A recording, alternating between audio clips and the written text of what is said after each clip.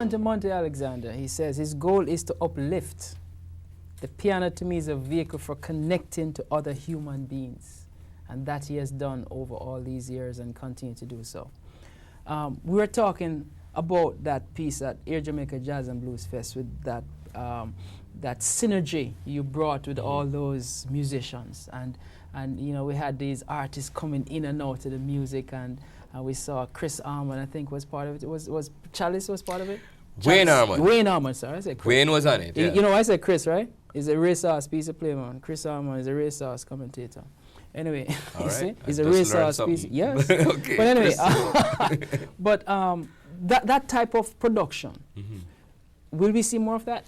If given an opportunity and people invite me, and I feel like because of my love of all musics, this music is music. It can be blues, it can be bebop, it can be Arabic, it can be American, Native American. I hear music and you feel something that's from the people. I don't mean the school-studied music. Yeah. No, mind you, I hear great classical music and I stop because there's excellence and there's great artistry. But I hear people music, which is folk music, and it grabs me. So what I do, first of all, more important, so I can get to that, is the pursuit of excellence in your virtuosic artistry with the musical instrument you're playing. There's a level and a level and a level, and an artist, if you're going to be an artist, you never hit the mark. You're always striving for the best way to express what you're trying to do. But there's this added role I've somehow assumed in recent times. I found myself, just because I love when I have great guys making music with me, and I love that I can have some master American jazzmen and some master Jamaican musicians playing. And the synergy that you just described, when it comes together, is what is the engine behind me on several occasions in the recent couple of years, having programs where I call one Unity at the Philharmonic, because I did it in a very sophisticated concert hall in Switzerland. Yes. It was Unity. And among the guests, I had some awesome jazzmen, as well as, and we were going to talk about Tony Rebel, who's one of my favorite artists in Jamaica. The state of the music, it is in a deplorable condition, but there are aspects of it that is very good. From the beginning of this music, there is two sides to it. One, people try to keep it clean, conscious, and very motivating and inspiring. And you have a next set that always try to degrade what the foundation artist has said. Because every word coming out that man's mouth is righteousness, and encouragement to do the better thing. He lives it. He truly is.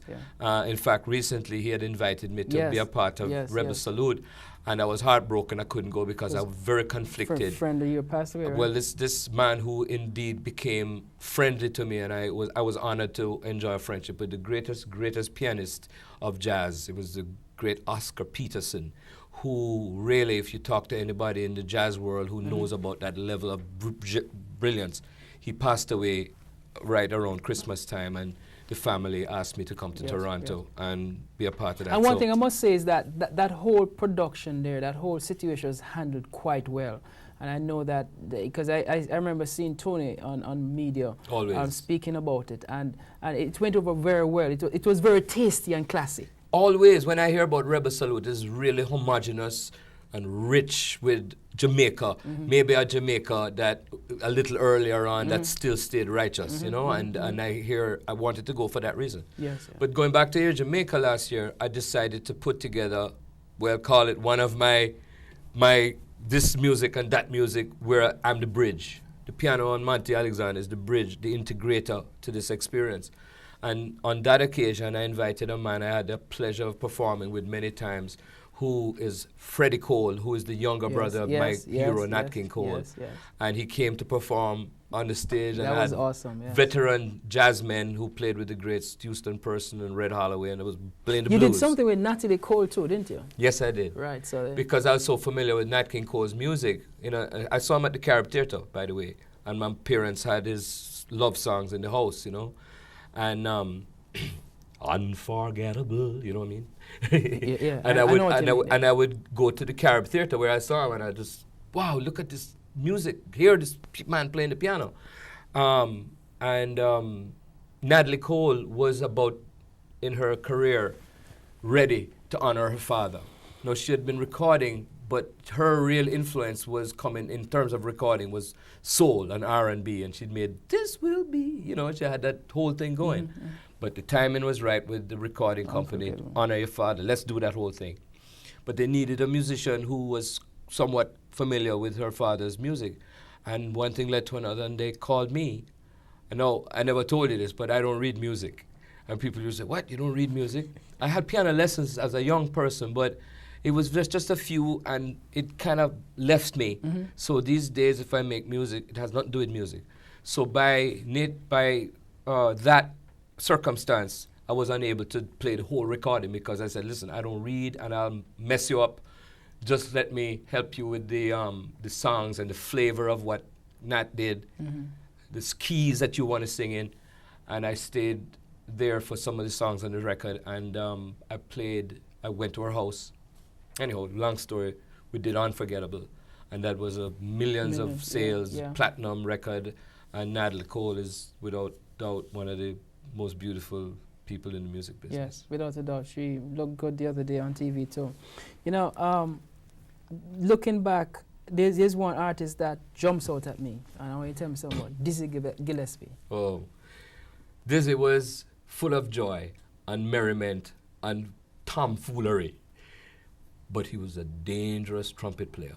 He took no prisoners. He started playing, and he was the other member of that duo we call Diz and Bird, Bird being Charlie Parker. And they began what became known all the world over, the apex of this music called bebop. And Dizzy fell in love with, later on, rhythms from the islands and African rhythms, and he became closer to especially Cuba. Consequently, he was an integrator. He, like Quincy Jones later on did, Quincy was a great, great jazz man, but he integrated with the R&B people. That's how we ended up going to Michael Jackson, you know what I'm saying? But Dizzy was one of the early ones, and he embraced the Latin experience, songs, Manteca, and various other songs that were Latin jazz. You know, like how Tita Puente later on, Eddie Palmieri. Well, Dizzy was the first man that brought the two together. And funny, I knew him well, and I performed with him, and he laughed a lot because he was always making faces and being funny. And there was a time where I had talked to him. I said, Dizzy, would you come to Jamaica and let's do a concert in Kingston? And he says, I'd like to go. And we talked about it, and it never happened. Right, and right. Sad to know, but he was a beloved, great musician who had time for lightheartedness, but at the end of the day, don't mess with him on that trumpet. Because what about Miles? Miles I met at Gillies, and I was nervous because Miles is such a figure of controversy. And I'd heard about Miles, and I looked around one night in Gillies, and here come it was about Bob Marley's height, if not smaller. And he had a suit on, he had two lovely ladies, you know, he come in the club and he's for security purposes. For security purposes, they were protecting him. Yeah. And I'm playing, and somehow I must have been in the zone, as they call it. And he came to me and he said, where you learn to play like that? He had a raspy voice. He said, where you learn to play like that? I said, I don't know, this is what I do. He wrote his number down on a matchbook, come by the house. And I started hanging out with him, and he loved boxing. So we went to the fights a few times. So I got to know him. But he was a most mercurial man. He got very bored he would do something that was awesome and exciting. And in no time, a few months later, a couple of years later, you got to go to something else, which is why after so many different things he did in jazz, different periods back in the 50s, and he had issues with drug addiction, and he was able to kick it and beat it. He met a fine West Indian woman named Cicely Tyson, and she helped him out of that situation. But he ended up spawning a whole new thing called jazz rock, because more than anyone else, Miles Davis, the most respected figure, he was maybe some say jealous of the British rock invasion, and he saw these guys playing and making all that money. And if you remember the time of the 60s, Fillmore and the jazz rock scene, and he influenced a lot of people. And what can I say? He was a very creative genius, kind of modern day Duke Ellington, in that he put a lot of people together. You know, an hour has gone by now. You're joking. Yeah, man, and we have to bring you back again, all right? Oh, and yeah, I'd love to come. so I've got to tell people, say, reminded that they're watching Caribbean Lifestyle TV and that who you are again? My name is Monty Alexander Barnayard. And in fact, we want you to catch him at the Lincoln Center on March 7th and 8th. Call and get ticket. It'll be the Allen Room. It makes sense to go. Play somewhere on the top, by the way. You've been watching Caribbean Lifestyle TV, and we brought you here today an icon in Monty Alexander. So drop us an email, clmntvnyc@gmail.com, or call us 914-391-8762. The great Monty Alexander. The wrong note. Indisciplined as ever.